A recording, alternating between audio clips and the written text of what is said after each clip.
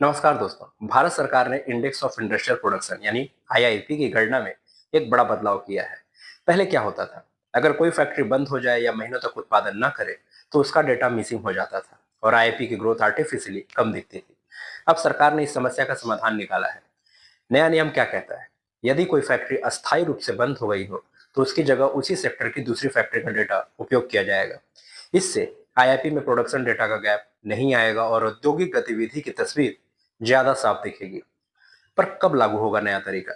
ये बदलाव 2022-23 base year के साथ लागू होंगे, जिस पर अभी काम चल रहा है। इससे आगे जाकर आईआईपी की गणना अधिक सटीक और रिप्रेजेंटेटिव बनेगी। टेम्पोररी बंद फैक्ट्री के लिए पर क्या, ये बहुत महत्वपूर्ण बात है। अगर फैक्ट्री सिर्फ अस्थायी रूप से बंद है तो उसकी जगह नई फैक्ट्री का डेटा नहीं लगाया जाएगा, क्योंकि टेम्पोररी बंद होने का मतलब है कि उत्पादन जल्द ही वापस शुरू हो सकता है।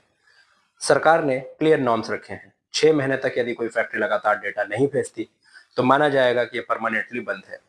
ऐसी स्थिति में उसी कैटेगरी की दूसरी फैक्ट्री का डेटा उपयोग होगा। अगर नई फैक्ट्री उसी उत्पादन को जारी रख रही है जैसा पहले वाली फैक्ट्री वही प्रोडक्ट बनाती थी, तभी सब्स्टिट्यूशन माना जाएगा।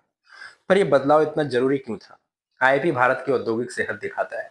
फैक्ट्री आउटपुट कैसा है, ग्रोथ कैसी है। लेकिन यदि फैक्ट्री ही बंद हो जाए और डेटा मिसिंग हो जाए तो आईआईपी एक्चुअल प्रोडक्शन से कम दिखता है। कई बार यह इंडस्ट्रियल स्लोडाउन जैसा दिखता था, जो असल में डेटा गैप था, ग्राउंड रियलिटी नहीं। नए नियम से यह डिस्टॉर्शन हट जाएगा। इससे इंडस्ट्री और पॉलिसी मेकर्स दोनों को लाभ, ग्रोथ इन एक्चुअल ट्रेंड दिखेगा, डेटा गैप्स कम होंगे, पॉलिसी डिसीजंस ज्यादा एक्यूरेट होंगे, सेक्टर वाइज आउटपुट की क्लियरर तस्वीर भी दिखेगी। ये छोटा बदलाव लगता है, लेकिन इसका इम्पैक्ट बड़ा है। इंडस्ट्रियल ग्रोथ अब ज्यादा सही तरीके से कैप्चर होगी, प्रोडक्शन वास्तविकता के करीब दिखेगा और सबसे बड़ी बात, इंडिया की मैन्युफैक्चरिंग हेल्थ का डेटा अब ज्यादा भरोसेमंद भी होगा। Thank you.